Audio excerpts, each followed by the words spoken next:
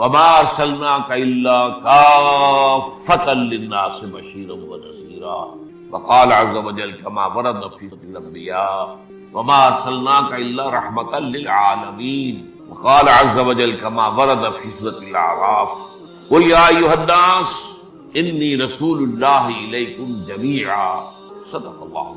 آج کے دن کو ہمارے ہاں عید النبی کے نام سے منائے جانے کا کچھ عرصے سے رواج ہوا۔ یہ رواج کچھ زیادہ پرانا نہیں۔ جہاں تک لفظ عید کا تعلق ہے اس کا انطباق تو اس پر کوئی غلط نہیں ہے، صحیح ہے، اس لیے کہ لغوی طور پر عید کے معنی ہے بار بار لوٹ کر آنے والی شے یا خوشی، ہر سال آنے۔ عید الفطر ہر سال آتی ہے، عید الاضحیٰ ہر سال آتی ہے، عاد یعود لوٹنا، تو عید اسی سے لوٹ کر آنے والی، پلٹ کر آنے، اس اعتبار سے یہ یقینی یوم عید ہے۔ لیکن یہ اصل میں اس کے لیے اس کا استعمال جو ہے یہ بہت ہی تھوڑے عرصے کم ہوا ہے، کوئی قدیم بات نہیں۔ اول تو یہ کہ حضور کی ولادت جو ہے 12 ربیع الاول متفق علیہ نہیں، حضور کی ولادت کی تاریخ طے نہیں۔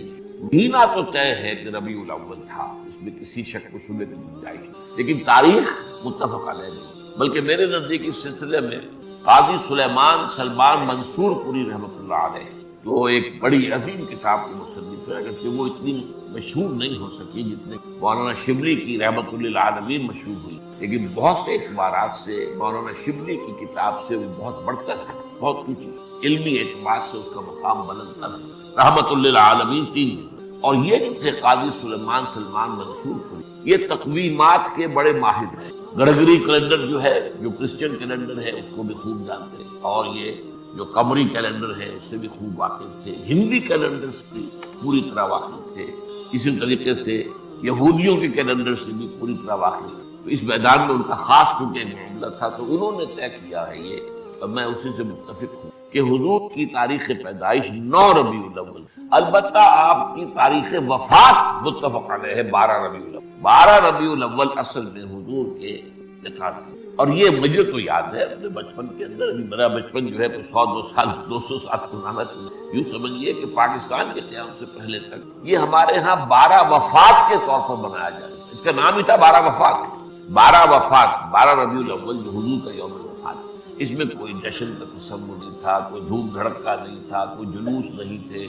ہاں ضرور ہے کہ کبھی جلسے ہو جاتے تھے، میلاد کی محفلیں ہوتی تھی، لیکن میلاد کی محفلیں جو ہے وہ صرف یوم ولادت کو نہیں ہوتی، وہ تو گویا کہ ہمارے ہاں کی ایک تہذیب کا ایک جز بن گیا تھا، خاص طور پر خواتین کے لیے، اور وہ تعلیم بالغہ کا ایک اچھا ذریعہ تھا۔ تو اس دن کیا کرتے تھے کہ کھانا پکا کر بڑے پیمانے پر غریبوں کو کھلایا جاتا، بس یہ اس کی ایک جو تھی وہ صورت تھی۔ باقی یہ کہ اس کے علاوہ کوئی دھوم دھڑکا اور کوئی اس کو عید قرار دینا جو ہے وہ موجود۔ اس اعتبار سے غور کیا جائے تو ہمارے لیے ان چیزوں میں سوچنے کا ایک ہے مقام ہے کہ کچھ چیزیں، البتہ یہ کہا گیا ہے، میں اس پہ یقین سے نہیں کہہ سکتا کہ اس کی جو ایجاد کی گئی ہے عید میلاد النبی کی حد سے، ان کے موجد جو ہے مولانا احمد رضا خان بریلوی، اس کی وجہ کیا تھی؟ اس وقت جو ہے شیعہ سنی کچھ معاملہ مسابقت کا شدت اختیار کیا، انہوں نے محسوس کیا کہ یہ شیعوں نے جو یہ محرم اور اس کے تعزیوں کا معاملہ شروع کرنا، اس سے سنی عوام بھی بے انتہا متاثر، اس میں دھوم دھڑکا ہوتا ہے، اس پٹے کھیلے جاتے تھے، اس میں طرح طرح کے ساتھ تماشے ہوتے تھے، یہ وہ پرانے آج کل نہیں ہوتے ہوئے، لیکن ہمیں بچپن میں یاد ہے کہ وہ جو ہے وہ پٹے کھیلے جا رہے ہیں، تو گویا کہ شمشیر سنی کے مظاہرے ہو رہے ہیں، تو سب جاتے تھے، ہم بھی جاتے تھے، جا کر دیکھتے تھے، سب مسلمان شریک ہوتے۔ اب اس زمین میں جو بھی کچھ بیان کیا جاتا تھا وہ اس کا ظاہر بات ہے کہ ہمارے ذہنوں پر، ہمارے تحت شعور پر اثر پڑ رہا تھا۔ تو یہ جو ہے اس کا ایک دعویٰ کرنے کے لیے کہ اس کا علاج ہم سنی بھی کریں، تو کوئی ایسی ہی چیز ہونی چاہیے جو لوگوں کی دلچسپی کا ذریعہ بن جائے، مدعی بن جائے، اور لوگ اس کے اندر ذوق شریک ہوں۔ تو یہ میلاد النبی کے جلوس جو ہے، ان کے موجد جو ہے مولانا احمد رضا خان بریلوی۔ بہرحال یہ بات تو میں نے ایک ٹیکنیکل انداز سے آپ سے کہی ہے، بہرحال یہ دن خوشی کا دن ہے، ولادت کا دن ہے اور وفات کا دن ہے، تو یہ حضور کے لیے اصل میں تو یہ دن ہونا چاہیے شکرانے کا دن، اس لیے کہ ہماری عیدوں کے ساتھ لفظ شکر آتا ہے قرآن میں۔ عید الفطر کا ذکر ہے سورہ بقرہ میں، لِتُكَبِّرُوا اللَّهَ عَلَى مَا هَدَاكُمْ وَلَعَلَّكُمْ تَشْكُرُونَ، اور عید الاضحیٰ کا ذکر ہے كَذَلِكَ سَخَّرَهَا لَكُمْ لِتُكَبِّرُوا اللَّهَ عَلَى مَا هَدَاكُمْ وَلَعَلَّكُمْ تَشْكُرُونَ۔ اسی طریقے سے اگر واقعات حضور کا ولادت کے دن کا معاملہ خاص رکھے اس میں وہ تو شکرانہ ہونا ہے. اور اس شکرانے کی شان کیا ہے؟ جب ہم عید کے لیے جاتے ہیں تو تکبیر رب کا نغمہ ہمارے زبانوں پر ہونا چاہیے، ہوتا نہیں ہے، لوگ چھوڑ گئے ان چیزوں کو. لیکن یہ کہ پڑھنا اللہ اکبر لا الہ الا اللہ اللہ اکبر وللہ الحمد، جیسے عیدین کی نمازوں میں یہ اضافی تکبیرات ہیں، تو یہ تکبیرات جو ہیں یہ جاتے آتے ہوئے یہ جو ہے مسنون ہے، یہ پسندیدہ ہے، اس کو ہم چھوڑ سکتے. اسی طریقے سے نماز جو ہے ہم کہتے ہیں دو رکعت شکرانہ، تو اصل میں تو اس کو شکرانے کے طور پر بنایا جائے، اس میں ظاہر بات ہے خیرات کی جائے، غریبوں کو کھانا کھلایا جائے، جیسے عید الفطر کے ساتھ فطرانہ ہے تاکہ غریب بھی اس عید الفطر کی خوشیوں میں کچھ شریک ہو سکے. عید الاضحیٰ کے ساتھ غریبوں کے لیے گوشت کھانے کا معاملہ ہے. یہ ایک تہائی جو ہے آپ کو اپنی قربانی کا گوشت لازماً جو ہے خیرات کرنا ہے، صدقہ کرنا ہے، اور وہ غریبوں کو بھی جنہیں کو یعنی گوشت کو دیکھنے کی جو ہے وہ جو نہیں ہوتی صورت پیدا ہوتی بسا اوقات، وہ ان کو یہ ہے کہ گوشت کھانے کو. تو یہ چند باتیں تو میں نے کی ہیں آج اس عید میلاد النبی کے نام کے حوالے سے. اس کا پس منظر کیا ہے؟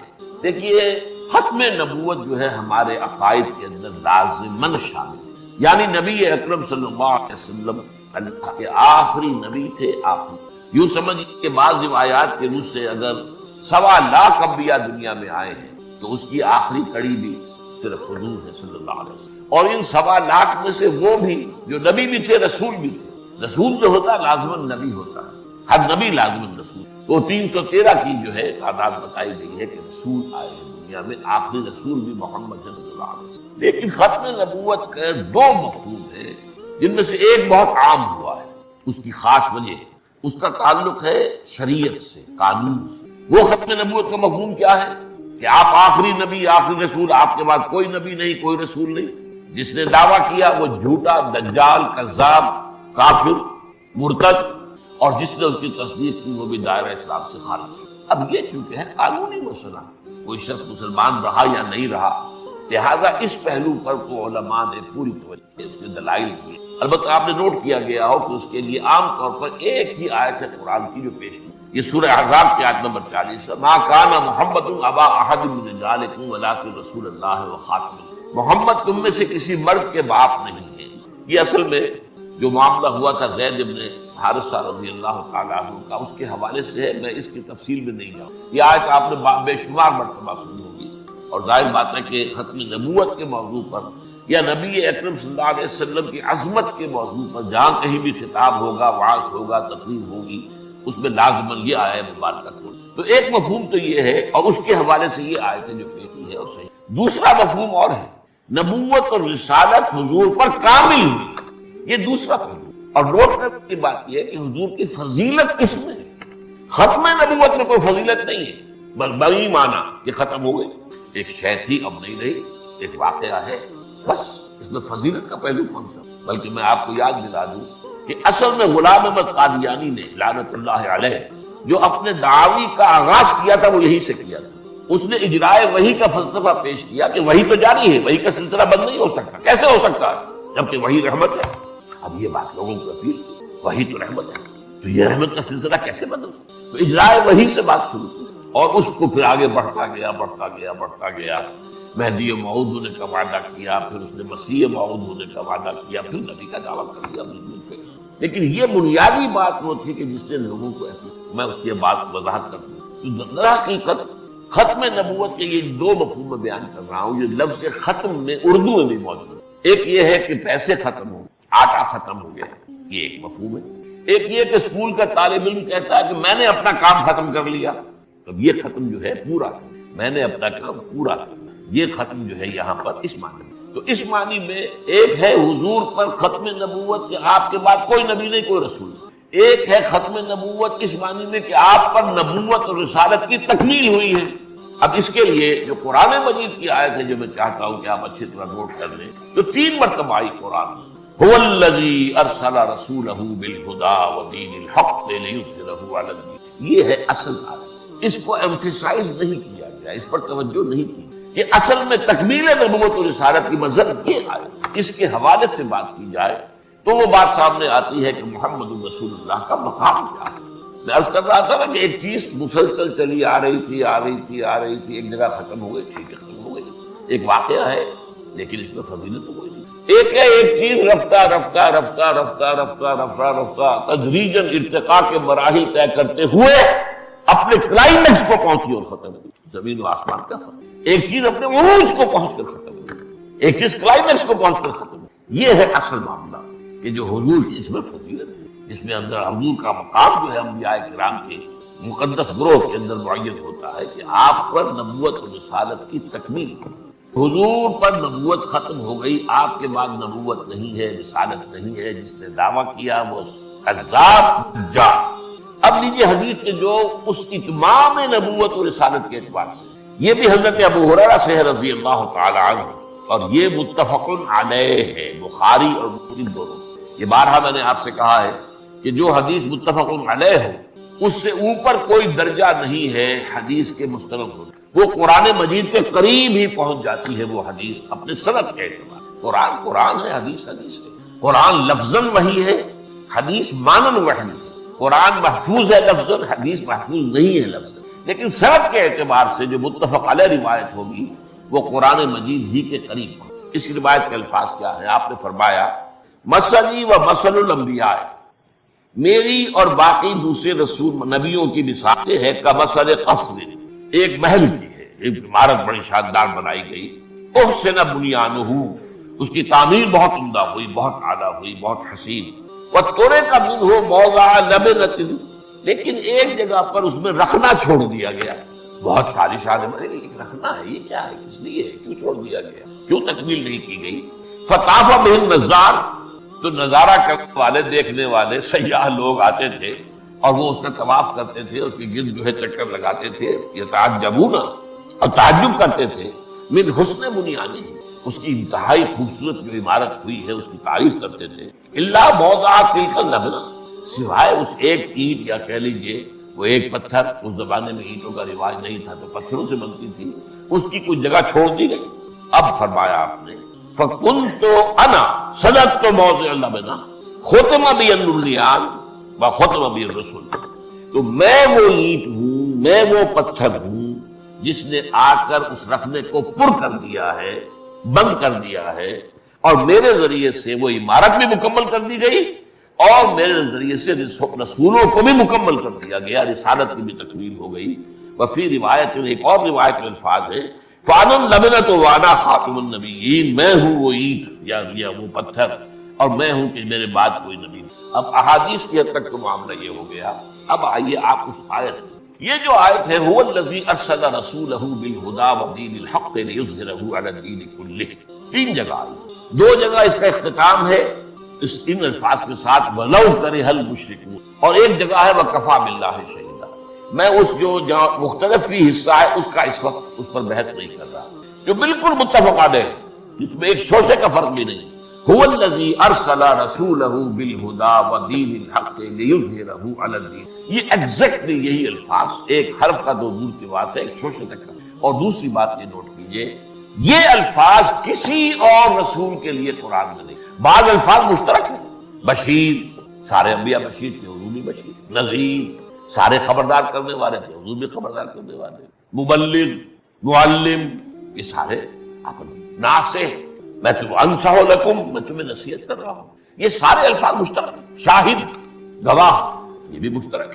انا ارسلناک شاہدا ومبشرا ونذیرا وداعیا الی اللہ باذنہ وسراجا منیرا, یہ الفاظ. لیکن یہ الفاظ قرآن مجید میں جو 3 مرتبہ حضور کے لیے آ گئے, کسی اور نبی اور رسول کے لیے 1 مرتبہ. تو معلوم ہوا کہ یہی الفاظ ہیں جو حضور کی امتیازی حیثیت کو واضح.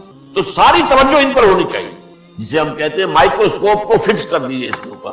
هو الذی ارسل رسولہ, وہی ہے اللہ جس نے بھیجا اپنے رسول کو محمد کو صلی اللہ علیہ وسلم, بالہدیٰ, ہدایت بھیج کر, الہدیٰ دے کر, اور دین حق دے کر, 2 چیزیں دے کر بھیجا گیا. اور کس لیے بھیجا؟ لیظہرہ علی الدین کلہ, کہ دین حق کو غالب کر دیں پورے نظام دین پر, پورے نظام زندگی پر, یا تمام ادیان پر, تمام نظاموں پر. یہ جو آیت ہے یہ در حقیقت نبوت اور رسالت دونوں کے اعتبار سے حضور پر اکمال اور تکمیل اور اتمام اور تکمیل کی مدد ہے. حضور کو دے کر جو 2 چیزیں بھیجا گیا ہے, اب اس کو نوٹ کیجیے. وہ جو نبوت اور رسالت کی بات میں عرض کر رہا تھا، جو شخص نبی بھی ہے رسول بھی ہے، اس کی شخصیت کے دو پہلو ہو جائیں گے۔ نبوت کا پہلو ہے اللہ سے لینے والا، جیسے اینٹینا کو لگا رکھا ہے آپ نے اور وہ ہوا میں سے وہ لے رہا ہے وہ جو سگنلز، یہ ہے نبوت۔ رسالت ہے پہنچانا، یہ ہے رسالت جو ہے یہ لوگوں کو پہنچانا، اللہ سے لیتا ہے لوگوں تک پہنچانا، یہ جو ہے نبی اور رسول کا جو فنکشن ہے۔ اللہ سے جو دو چیزیں ملی ان میں تکمیل کا پہلو کیا؟ Alhuda, the guidance, the total guidance Quran Majeed. اس پہ اس اعتبار سے سمجھیے کہ یہ تو نبوت کے آغاز سے ہدایت اللہ تعالیٰ کی طرف سے آ رہی ہے۔ سورہ بقرہ کے 4 رکوع میں آخر میں کہا گیا ہے، جب حضرت آدم کو حکم ہوا کہ اب اترو اور زمین کا چارج سنبھالو، وہیں آباد رہو گے، وہاں فرما دیا گیا وَإِمَّا يَأْتِيَنَّكُم مِّنِّي هُدًى فَمَن تَبِعَ هُدَايَ فَلَا خَوْفٌ عَلَيْهِمْ وَلَا هُمْ يَحْزَنُونَ وَالَّذِينَ كَفَرُوا وَكَذَّبُوا بِآيَاتِنَا أُولَٰئِكَ أَصْحَابُ النَّارِ هُمْ فِيهَا خَالِدُونَ۔ یہ ہمیشہ کے لیے چارٹر ہے ابدی جو دیا گیا ہے حضرت آدم کو زمین کا چارج سنبھلواتے ہوئے۔ جب جب کوئی ہدایت میری طرف سے تمہارے پاس آئے، تمہارے سے مراد ہے تمہارے اور تمہاری نسل کے پاس آئے، تو جو کوئی اس ہدایت کی پیروی کرے گا اس کے لیے نہ کوئی خوف ہوگا نہ حزن ہوگا، اور جو ہماری آیات کی شکل میں ہدایت آئے گی، جو ہماری آیات کا انکار کرے گا وہ جہنمی ہوگا، آگ میں رہے گا ہمیشہ۔ تو ہدایت تو آدم سے چلی آ رہی ہے، حضور تک آ رہی ہے، لیکن اصل بات سمجھنے کی یہ ہے کہ اس ہدایت میں ارتقائی عمل جاری رہا ہے، یہ ارتقاء کے مرحلوں سے گزرتی ہوئی تکمیل کو پہنچی ہے۔ اس کی وجہ کیا ہے؟ ایک دور تھا انسان کا کہ ابھی انسانی ذہن اعتبار سے انسان جو ہے شعور کے اعتبار سے اہل طفولیت میں تھا، بچپن تھا۔ اب آپ نوٹ کیجئے کہ ابھی نہ کوئی تمدن، نہ کوئی تہذیب، نہ کوئی فلسفہ، نہ کوئی سائنس، نہ کوئی علوم، نہ کوئی یونیورسٹیاں۔ اس وقت جو انسانی شعور کی سطح تھی اس کے مطابق ہی ہدایت دی جا سکتی تھی، کامل ہدایت نہیں دی جا سکتی۔ اس کی سادہ سی مثال یہ ہے کہ آپ کا بچہ پرائمری کا طالب علم ہے، آپ اس کو پی ایچ ڈی استاد رکھ دیجئے تو پی ایچ ڈی کیا پڑھائے گا اسے؟ وہ ظاہر بات ہے پڑھائے گا تو وہی کچھ جو کہ وہ پڑھنے کی استعداد رکھتا ہے۔ لہذا یہ ہدایت جو ہے یہ ہر دور کی ذہنی اور شعوری سطح کے مطابق یہ ترقی کرتے کرتے کرتے کرتے کرتے یہ ایک خاص مقام تک پہنچی ہے، جہاں انسانی شعور اور انسانی ذہن اور انسان کی صلاحیت جو ہے فکری وہ اس جگہ پہنچ گئی تھی جسے ہم کہیں گے میچور ہو گیا نوع انسانی، اور اب وہ آگے جو ہدایت دے دی گئی ہے اس کی روشنی میں اگلا راستہ خود دیکھ سکتا ہے۔ اسی کا نام اجتہاد ہے۔ البتہ یہاں ایک بات نوٹ کر لیجئے، یہ میں نے اس سے پہلے کبھی نہیں کہی۔ ہدایت کے دو حصے ہیں، ایک ہدایت اصولی ایمانیات، ماورائی حقیقتوں کی ہدایت، یہ کائنات کیا ہے، آخرت کیا ہے، جنت ہے، دوزخ ہے، یہ موت کے بعد کیا ہونا ہے، یہ فرشتوں کا معاملہ ہے، یہ ساری چیزیں کیا ہے، ماورائی، میٹافزیکل ہدایت اول روز سے کامل ہے، اول روز سے کامل ہے۔ تمام انبیاء نے وہی تعلیم دی ہے، ایمانیات کے معاملے میں کوئی فرق نہیں ہوا تمام نبیوں کے مابین، ایمان تو وہی ہے۔ البتہ عمل کا معاملہ، کیا کرو کیا نہ کرو، کیا مسائل ہیں۔ ابھی ظاہر بات ہے کہ انسان کی زندگی جو ہے وہ اگر ابتدائی دور میں ہے تو اس کو اسی کے حوالے سے ہدایت دی ہے، وہ ہدایت عملی جو ہے وہ ترقی کرتے کرتے تدریجاً ارتقاء پذیر ہو کر آج سے 1400 برس قبل تقریباً وہ شعور کی اس سطح کو پہنچی ہے کہ اب آخری اور کامل ہدایت نامہ دے دیا جائے۔ اب اس میں دو باتیں نوٹ کی، اس کی گواہی کیا ہے کہ ہم مانتے ہیں کہ تورات بھی اللہ کی کتاب تھی، بلکہ ہے، ہمارا ایمان تحریف ہوگی لیکن ہے تو صحیح۔ قرآن کہتا ہے خود سورہ مائدہ، انا انزلنا التوراۃ فیہا ھدی ونور، ہم نے ہی تورات نازل کی تھی، اس میں ہدایت بھی تھی، نور بھی تھا۔ اس دور کے حساب سے ہدایت مکمل تھی، اس میں نور بھی تھا۔ پھر انجیل آئی، ہم نے انجیل نازل کی، عیسیٰ ابن مریم کو عطا کی، فیہ ھدی ونور، اس میں بھی ہدایت بھی تھی، نور بھی تھا، اور یہ الہدیٰ ہے۔ اچھا اب سوال پیدا ہوتا ہے، قرآن مجید کی حفاظت کا ذمہ لیا، تورات کا نہیں لیا، کیوں؟ اگر تورات کا بھی ذمہ لیتا اللہ تو کیا تحریف ہو سکتی تھی؟ اگر اللہ کا ذمہ ہوتا تو کیا کوئی تحریف کر سکتا تھا؟ اور دوسری طرف ناراض نہ ہو، اگر قرآن کی حفاظت کا ذمہ اللہ نہ لیتا تو کیا ہم تحریف نہ کر دیتے؟ کیا باز آنے والے تھے؟ ترجموں میں ہم نے تحریفیں کی ہیں، تفسیروں میں ہم نے تحریفیں کی، متن میں نہیں ہو سکتی، ہو ہی نہیں سکتی۔ کیوں نہیں ہو سکتی؟ انا نحن نزلنا الذکر وانا لہ لحافظون، ہم نے ہی اس ذکر کو نازل کیا، ہم ہی اس کے محافظ ہیں۔ اب اس آیت کا پہلا حصہ تو مشترک ہے، تورات کس نے نازل کی؟ اللہ نے کی۔ ہم ہی نے اس ذکر کو نازل کیا، تو قرآن نے خود کہا انا انزلنا التوراۃ، تو نزول کا حصہ تو مشترک ہے قرآن اور تورات اور انجیل اور کتابیں صحف ابراہیم وغیرہ وغیرہ۔ حفاظت کا ذمہ صرف قرآن کے لیے کیوں؟ میں یہ کہا کرتا ہوں ذرا لطیف انداز میں کہ ان کتابوں کو یہ حق پہنچتا ہے کہ اللہ سے شکوہ کریں کہ ہمارے ساتھ یہ سوتیلی بیٹیوں والا سلوک کیوں کیا؟ اب بھی تیری کتاب ہے، قرآن بھی تیری کتاب ہے، وجہ کیا؟ بھائی تم ابھی تمہارے اندر ہدایت کامل نہیں ہوئی تھی، تم تو اصل میں انٹرم پیریڈ کے لیے ہدایات پر مشتمل تھی۔ یہ نوٹ کیجیے لفظ ہدایت اور ہدایات، اس لیے کہ تورات کے لیے سب سے اہم لفظ جو ہے وہ 10 commandments، ہدایات۔ عبوری دور کے لیے انٹرم پیریڈ کے لیے جو ہے نوع انسانی کے لیے ہدایات دے کر نازل کیا گیا تھا۔ الہدا آنی تھی، تو اللہ کو کوئی میوزیم سجانے کی ضرورت نہیں تھی۔ اللہ تعالیٰ نے جب وہ آخری ہدایت آ کر کامل ہو گئی تب یہ ہے کہ اس کی حفاظت کرنی، تو اور ہدایت آتی نہیں۔ یہاں وہ مسئلہ میں حل کر دوں جو قادیانی کی بات پر میں نے کہا تھا، میں بعد میں عرض کروں گا۔ ایک قادیانی نوجوان سے میری بات ہو رہی، میں نے اس سے 2 باتیں پوچھی، یہ بتاؤ کہ کیا تم مانتے ہو کہ قرآن میں ہدایت کامل ہو گئی؟ کہ بالکل۔ اچھا، کیا تم یہ مانتے ہو کہ قرآن محفوظ ہے، اس میں کوئی تحریف نہیں ہوئی؟ بالکل بالکل بالکل۔ تو پھر مجھے وحی کی ضرورت بتاؤ۔ جب ہدایت کامل ہو گئی اور محفوظ بھی ہے تو مزید وحی کی ضرورت کیا ہے؟ یہ اللہ تعالیٰ کا شغل تو نہیں ہے، یہ تو حکمت کے تحت جو کام ہوتا ہے حکمت سے، ضرورت سے ہوتا ہے۔ وہی ہدایت کے لیے تھی، ہم مانتے ہیں ہدایت کامل ہو چکی بھائی، اس گلاس میں جتنا پانی آ سکتا تھا آ چکا، آپ کہاں ڈالو گے؟ جو پانی ڈالو گے وہ ادھر ادھر بگڑ جائے گا۔ یہ ہے دلیل اصل میں ختم نبوت کی، جو بدقسمتی سے ہماری طرف سے پیش نہیں۔ وہ مجھے آج تک یاد ہے کہ وہ جو قرآن مجید کے الفاظ ہیں، کیونکہ نمرود کے بارے میں فبہت الذی کفر، وہ نوجوان مبہوت ہو کر رہ گیا، اس کے بعد کوئی جواب نہیں کہ ہدایت مکمل ہو گئی اور محفوظ ہے، یا تو یوں کہو کہ نہیں اس میں تحریف ہو گئی ہے۔ اب ضرورت ہے کہ کوئی نبی آئے، وہ اس کے اندر آ کر بتائے کہ صحیح کیا تھا، غلط کیا تھا، کوئی کمی تھی تو اس کو پورا کرے، کوئی غلطی ہوئی تو اس کی تصحیح کرے۔ لیکن اگر قرآن کو مان لے کوئی شخص کہ اس میں ہدایت کامل ہو گئی اور یہ کہ وہ محفوظ ہے، تو پھر کسی اجراء وحی کی بنیاد ہی پیدا نہیں ہوتی، جہاں سے اس شخص نے فتنے کا آغاز کیا تھا اسی کی جڑ ہٹ جاتی۔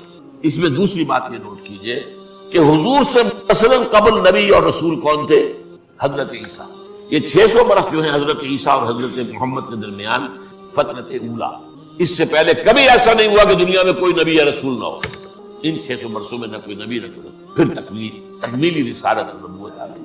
حضرت مسیح کا یہ قول موجود ہے آج بھی، اپنے حواریین سے کہا میں ابھی مجھے تم سے بہت سی باتیں اور کہنی تھی، لیکن ابھی تم ان کا تحمل نہیں کر سکو گے، جب وہ فارقلیت آئے گا تو سب کچھ بتائے گا صلی اللہ علیہ وسلم۔ اس لیے فارقلیت کا لفظ جو ہے ان کے حلق میں ہڈی بن کر پھنسا ہوا، پیریکلائٹوس، پیریکلوٹوس اور پیراکلیٹ، اس لیے کہ اس کے معنی ہے محمد، جو اصل لفظ تھا محمد، قابل تعریف۔ اب انہوں نے ترجمہ کیا کمفرٹر، جو کہ آ کے تسلی دے گا، وہ مختلف اس کو بدلا ہے، اس کے اندر تحریف کی ہے۔ لہذا یہ جو فارقلیت آئیں گے، جو کہ محمد ہوں گے صلی اللہ علیہ وسلم، وہ آ کر تمہیں سب کچھ بتائیں گے۔ یعنی ساری تعلیم، تکمیل والی تعلیم جو ہے اس کا معاملہ ابھی ہے محمد کے لیے، ابھی تم اس قابل نہیں ہو۔ 600 برس اور تمہاری زندگی جو ہے وہ ہو جائے، آگے بڑھ جائے، تب وہ الہدا ہے۔ نمبر 2 دے کر کیا چیز بھیجے گئے؟ دین حق۔ اور دین حق کیا ہے؟ مکمل نظام جو مبنی بر حق ہے۔ سب سے بڑا حق کیا ہے؟ کائنات اللہ کی ہے، اسی کا حکم چلنا چاہیے۔ دین حق کیا ہے؟ ایک پورا نظام زندگی جو اللہ کی حاکمیت کے اصول اور پوری زندگی کے تمام اصول اور تمام پہلو اجتماعی اور انفرادی وہ اللہ کی بندگی اور عبادت کے اندر آ جائیں، یہ دین حق ہے۔ اور یہی نظام عدل ہے۔ ظاہر بات ہے کہ جب بھی انسان کچھ سوچے گا اس کی ایبسولوٹلی آبجیکٹو تھنکنگ ناممکن ہے، یہ دنیا میں مانا جاتا ہے۔ اپنی ذات کو علیحدہ کر کے آپ سوچ نہیں سکتے، کچھ نہ کچھ سبجیکٹیوٹی شامل ہو کر جائے گی۔ ایبسولوٹ آبجیکٹیوٹی کہتے ہیں، یہ مانتے ہیں کہ امپاسبل۔ سرمایہ دار سوچے گا تو اپنے فائدے کی سوچے گا، مزدور کی بات کو سوچ ہی نہیں سکتا۔ مزدور کے گھر میں جو فاقہ آ رہا ہے اسے اس کا کیا احساس ہے؟ مزدور سوچے گا تو اپنے فائدے کی سوچے گا، وہ سرمایہ دار کے مفاد کو نہیں دیکھ سکتا، اس کی مصلحت ہے کیا ہے، اس کی بھی مصلحت ہے۔ تو یہ معاملہ جو ہے دو طرفہ ہے۔ نظام صرف اللہ دے سکتا، جو خالق ہے سب کا، وہ دین حق دیا گیا ہے محمد رسول اللہ۔ اچھا، اب یہ دین حق بھی کامل ہوا ہے حضور، اس کے بھی تدریجی ارتقاء ہے۔ ایک زمانہ تھا کہ ہم غاروں میں رہتے تھے، ہمارے آباء و اجداد، کوئی اجتماعی زندگی کا تصور تھا، کوئی تمدن کا کوئی معاملہ تھا؟ کوئی میونسپلٹی بھی نہیں تھی، کوئی گلیوں میں جھاڑو دینے کا کوئی انتظام نہیں تھا، کوئی رات کو جو ہے وہ گلیوں کو روشن کر، کچھ بھی نہیں۔ پھر ایک دور آیا قبائلی نظام، اب ایک نظام بن گیا، قبیلے کا سردار ہے، تمہیں ماننا پڑے گا حکم، تم اس قبیلے کے فرد ہو اور اس قبیلے کی ریت اور رسم یہ ہے، تمہیں چلنا پڑے گا۔ نظام جب آتا پابندیاں آتی، اس سے آگے بڑھے سٹی اسٹیٹس قائم ہوئے، کچھ قبیلے آگے ایک جگہ رہ رہے، اب اپنی جگہ پر وہ ایک یونٹ ہے، ہر قبیلہ یونٹ ہے، ایک سردار ہے، اپنی جگہ پر وہ ایک یونٹ ہے، لیکن مل جل کر رہیں گے، وہ اصول کیا ہوں گے، انٹر ٹرائبل معاملات کیسے طے ہوں گے؟ یہاں سے دستور کا آغاز۔ Now you need a constitution, کوئی معاہدہ ہوگا قبیلوں کے مابین، تبھی تو وہ ایک شہر میں رہ سکتے ہیں۔ اور نوٹ کیجئے حضور کی سیرت مطہرہ میں مدینہ جو ہے وہ اس مقام پر، اٹ واز اے اسٹیٹ، اس میں مختلف قبیلے، 5 قبیلے آ گئے، اور ان کے درمیان جو معاہدے تھے ان میں سے ایک بات صرف بیان کروں گا۔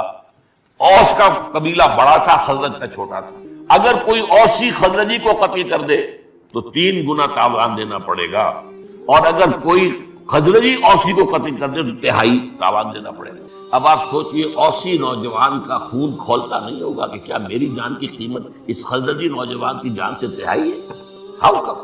But you have to accept it, you belong to us, اور اوس کا یہ معاہدہ ہے، یہ بات سامنے آ گئی، اور پابندیوں پر پابندیاں چڑھ رہی ہیں، قبیلے کی پابندی کی، اور اس سے اوپر اب یہ وہ جو انٹر ٹرائبل جو کانسٹیٹیوشن بنا اس کی پابندی۔ اس سے آگے چل کر ایمپائرز موجود ہیں، اب بادشاہ ہے، محل ہیں، اسٹینڈنگ آرمیز ہیں، کسان محنت کرتا ہے خون پسینے کی، اور اس کی فصل میں سے آ کر لانس شیئر جو ہے جاگیردار دے جاتا ہے، اس میں سے کچھ اپنے پاس رکھتا ہے، کچھ دیتا ہے بادشاہ کو، بادشاہ اس کی بنیاد پر فوجیں کھڑی کرتا ہے، جاگیرداروں کو بھی 20,000 منصبدار ہے تو 20,000 فوج اسے رکھنی پڑے گی، جب بادشاہ جنگ ہوگی تو وہ بلائے گا، لاؤ اب کہاں 20,000، تمہیں اتنی بڑی جاگیر دینی تھی، اس کا سارا لگان تم لیتے تھے، تو اب لاؤ 20,000، لاؤ 5,000، 5,000 منصبدار، 20,000 منصبدار۔ یہ نظام دنیا میں آیا ہے، امپیریلزم، اور اب انسان کے لیے بدترین ظلم، کسان کی محنت اور عیش، بادشاہ اور جاگیردار، کرگے پر بیٹھا ہوا کوئی بن رہا ہے کپڑا، ٹیکس دو، اور ٹیکس نہیں دو گے ذرا سر اٹھایا گردن اڑا دی جائے گی، کھڑی ہے فوجیں۔ یہ دور تھا جس میں انسانی تمدن اس مقام تک پہنچ گیا تھا اور ظلم اس انتہا کو پہنچ گیا تھا کہ اب دین حق کامل شکل میں دیا گیا۔ الیوم اکملت لکم دینکم واتممت علیکم نعمتی ورضیت لکم الاسلام دینا۔ آج کے دن ہم نے تمہارے لیے تمہارے دین کو کامل کر دیا ہے اور اپنی نعمت کا اتمام کر دیا۔ یہ نوٹ کیجئے، اکمال اور تکمیل، اتمام اور تکمیل، یہ حضور کے بارے میں قرآن میں بار بار آتا ہے، اس لیے کہ تکمیل، جو میں نے کہا تکمیل نبوت، تکمیل رسالت، تکمیل دین، الیوم اکملت لکم دینکم، اور تکمیل ہدایت، نعمت ہدایت، اصل نعمت ہدایت ہے، یہ میں نے 12 بیان کیا ہے۔ کوئی شے دنیا میں ہدایت جو ہے نعمت نہیں ہے جب تک نعمت ہدایت شامل نہ ہو۔ اولاد نعمت نہیں ہے، اگر آوارہ ہو کر اٹھی تو آپ کے بڑھاپے میں سوہان روح بن جائے گی۔ آپ دولت نعمت نہیں ہے، اگر آپ نے اس کی وجہ سے آوارگی کی، عیاشیاں کی، بدماشیاں کی، تو یہ دولت جو ہے زحمت ہے، رحمت نہ۔ ہاں اولاد کے ساتھ ہدایت ہے، اب یہ نعمت ہے، اب یہ صدقہ جاریہ ہے۔ دولت کے ساتھ ہی آپ کو ہدایت بھی ملی ہے، آپ اللہ کے لیے خرچ کرتے ہیں، لوگوں کے لیے خرچ کرتے ہیں، ضرورت مندوں کے لیے خرچ کرتے ہیں، یہ نعمت۔ تو نعمت جو ہے اتممت علیکم نعمتی، الیوم اکملت لکم دینکم، یہ دین ہے، دین حق جو کامل ہو گیا ہے، محمد رسول اللہ صلی اللہ علیہ وسلم، واتممت علیکم نعمتی، اور تم پر اپنی نعمت ہدایت کا اتمام کر دیا ہے، وہ الہدیٰ جو میں بیان کر چکا ہوں۔ تو 2 چیزیں جو حضور دے کر بھیجے گئے وہ دونوں تکمیلی اعتبار سے بلند ترین مقام پر ہیں۔ الہدیٰ مکمل ہو گئی، ہدایت اس کے اندر کامل ہو گئی۔ دین حق میں نظام زندگی، the political socio-economic system given by Allah, the system of social justice given by Allah، یہ دین حق کی شکل میں مکمل ہو۔ یہ ہے وہ لینے والا حصہ۔ اب دینے والا حصہ، دینے والے حصے کے اندر پہلا مرحلہ ہوتا ہے تبلیغ، دعوت، اشاعت۔ باقی نبیوں کے ہاں ہمیں وہی کچھ نظر آتا۔ دوسرا مرحلہ جو حضور کے لیے خاص ہے، اس دین حق کو بالفعل قائم کرو، غالب کرو۔ یہ تو ایک ہرکولیت ٹاسک ہے۔ تبلیغ آپ کیے جائیں، ہو سکتا ہے کوئی آپ کو کنکر مار دے، کوئی آپ کو مذاق اڑا دے، کوئی اور کچھ کر دے، کوئی فکرہ، اور کیا کرے گا، لیکن آپ ایک نظام کو چیلنج کریں۔ نظام جو بھی ہے، دنیا میں کوئی جگہ ایسی نہیں ہوتی جہاں کوئی اجتماعی نظام نہ ہو، یا ملوکیت ہے یا جمہوریت ہے، عوام کی حاکمیت ہے، یا سرمایہ داری ہے یا کمیونزم ہے، کوئی نہ کچھ نظام ہے گا. اور آپ ایک نظام حق آپ کے پاس ہے، آپ نافذ کرنا چاہتے ہیں، پہلے نظام کو اکھیرنا پڑے گا جڑ سے، تب وہ دوسرا نظام آئے گا. دو جیسے تلواریں ایک نظام میں نہیں آ سکتی تو دو نظام ایک جگہ نہیں ہو سکتے. مذہب 100 بھی ہو سکتے ہیں ایک جگہ پر. مذہب جب کہتے ہیں یہ پرائیویٹ معاملہ ہے، آپ امریکہ میں جا کے دیکھ لیجیے 100 مذہب مل جائیں گے آپ کو. مل لیجیے، مسجدیں بھی بن رہی ہیں وہاں، جو ہے مندر بھی بن رہے ہیں وہاں پر، سکھوں کے گردوارے بھی بن رہے ہیں، اور وہاں پر پروٹیسٹنٹس کے چرچ جو ہیں وہ تو سینکڑوں چرچ ہیں نا، ان کے فرقے جو ہیں وہ کوئی ایک آدھ نہیں ہے. ہر چرچ اپنی جگہ پر ایک فرقہ ہے، کیونکہ مرکزی نظام تو ختم ہو گیا. جب پوپ سے بغاوت کی تو مرکزی نظام ختم ہو گیا. وہ چرچ جتنے بھی ہیں وہاں پر آپ اندازہ کیجیے. تو یہ مذاہب ہیں، مذاہب 100 بھی رہ سکتے ہیں، نظام تو ایک ہی ہوگا، دو نہیں. لہذا یہ ہے واحد مشن جو دیا گیا ہے آپ کو، جس کو کہا جائے گا کہ یہ ریولیوشنری مشن تھا کہ اس نظام کو ختم کر کے اس کی جگہ پر اللہ کا نظام حق نافذ. اب اس کے لیے یہ ہے کہ برڈز آئی ویو خود لے لیجئے، کیا کچھ کرنا پڑا ہے، کیا کچھ قربانیاں دینی پڑی، کیسی کیسی محنت کرنی، دن رات کی محنت و مشقت. شروع میں کیا ہوتا تھا، اجی پاگل ہو گئے، دماغ خراب ہو گیا، یہ شاعر ہو گئے، پتہ نہیں کیا کہاں سے شعر کہنے آ گئے. شعر تو اچھے کہتے ہیں، یہ تو شاعر ہے، جادو کر دیتا ہے. بس سنو اس کی بات، جادو ہو جائے گا تمہارا. یہ سب کچھ سنو ہے محمد، اگرچہ تمہارے دل یو فیل ہرٹ. وَلَقَدْ نَعْلَمُ أَنَّكَ يَضِيقُ صَدْرُكَ بِمَا يَقُولُونَ. ہمیں خوب معلوم ہے جو کچھ یہ کہتے ہیں اسے آپ کا سینہ بھیجتا ہے، لیکن وَاصْبِرْ عَلَىٰ مَا يَقُولُونَ وَاهْجُرْهُمْ هَجْرًا جَمِيلًا. صبر کیجئے جو کچھ یہ کہنے سے برداشت کیجئے. پھر صحابہ پر جو تعذیب المسلمین کا ایک دور ہے، سن 4 نبوی سے شروع ہو کر جو سن 12 تک چلا ہے، کیسے کیسے ٹارچر ہوئے، کیسی کیسی سختیاں آئیں، کیسے دہتے انگاروں پر لٹائے گئے، کیسے گردن میں وہ ڈال کر رسی اور جو ہے گلیوں میں اور جو ہے وہ گھسیٹے گئے ہیں. حضرت بلال رضی اللہ عنہ، حضرت خباب جو ہے دہتے انگاروں پر لٹائے گئے، مادر ذات بڑھانا کر کے نکالے گئے ہیں. حضرت مصعب بن عمیر مادر ذات ٹوٹل نیکڈ، الف ننگے. چچا نے کہا تم نے اپنے باپ کا دین چھوڑ دیا ہے. وہ باپ مر گیا تھا لیکن بہت دولت چھوڑ کر گیا تھا، ماں نے بڑے ناز و نام میں پالا تھا. تم نے دین چھوڑ دیا، تمہارا اس کے مال پر کوئی حق نہیں، نکل جاؤ یہاں سے. اٹھ کر چلنے لگے تو یہ لباس بھی اسی کے مالوں سے اتارو. الف ننگے ہو کر ماں کے پاس آئے. ماں نے آنکھوں پہ ہاتھ رکھا. کیا ہوا ہے مصعب؟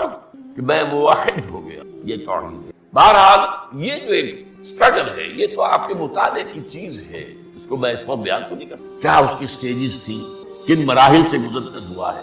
ہاں میری کتاب ہے، اللہ کا شکر ہے، میں مطمئن ہوں کہ میں نے اس کا حق ادا کر دیا ہے اس کے فضل و کرم.